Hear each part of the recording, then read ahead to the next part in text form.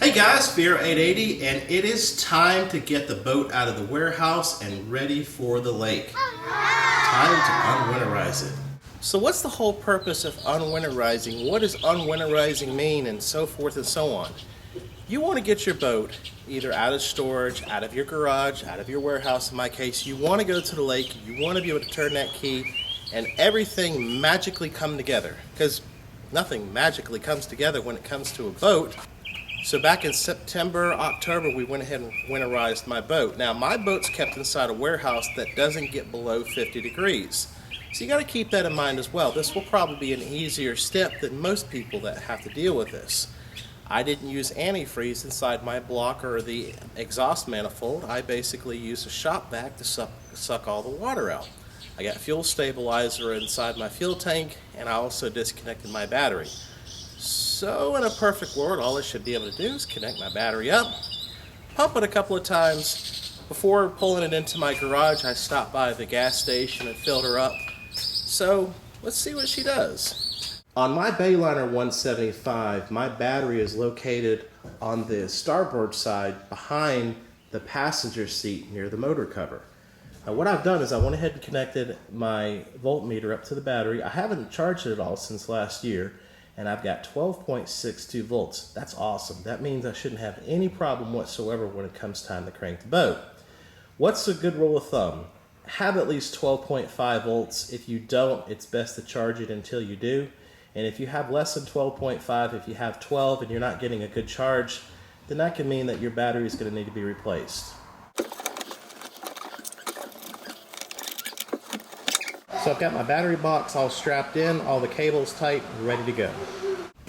So I've got my hose hooked up. Nothing's turned on yet. What I'm doing right now is I'm just looking inside the engine compartment to make sure there's no oil leaks. Nothing got a hole in it, rusted a hole in it or anything. Everything still looks nice and clean as it did when I winterized it last year. Another thing I'm going to check my oil level. I'm going to check my oil condition as well. Everything looks fantastic. It looks great. No milkiness, no contamination. Appears that it's got into it since the last time that I started it. Now everybody has a different preference. Again, in my other videos, I've told you how meticulous these 3.0 Mercury carburetors are for clogging up. So all I'm going to do now is I've taken the flame arrestor off. I just want to see the inside of the throttle body.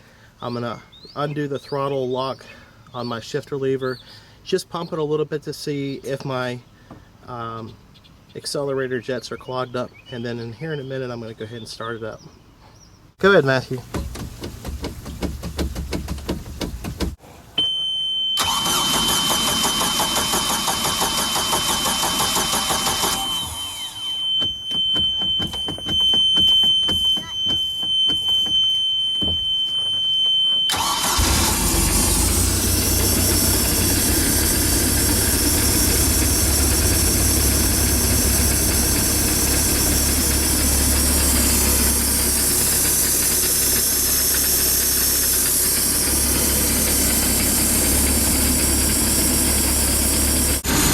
So what I'm doing right now is I'm bringing the engine up to operating temperature. This also allows the turnkey start TKS system to go ahead and close. As you're listening right now, you can hear that hissing going away. Also, the engine idle now is smoothed out. But what I'm looking for is I'm making sure there's no water leaks inside the bilge area, any oil leaks, making sure there was no drain plugs missed, and just letting the engine run for about a good 10 minutes, 10 to 15 minutes. While doing so, it's a good thing to keep an eye on your engine temperature and make sure that your thermostat's opening. If you do have a thermostat inside your engine block, keep an eye on your voltage. Make sure your voltage is operating correctly for your alternator and also for your oil pressure. So we're done. Everything runs perfect. There are no leaks. One of the other things that I also do, and this is just something, a personal preference of mine, I always recheck the oil to make sure there's no milkiness, no water, or anything contaminating the engine. Realistically, it's taken about an hour's worth of time to completely go over the boat, make sure that the battery is correct and voltage-wise, make sure there's no oil leaks, no water leaks, no water contamination inside the oil before running the engine, after running the engine, confirming the voltage on the battery, strapping the battery down, making sure all the connections are tight, checking the oil level, operating temperature, make sure the impeller is working correctly. All these things, I'm telling you, it is very, very important to do this before you get to the ramp.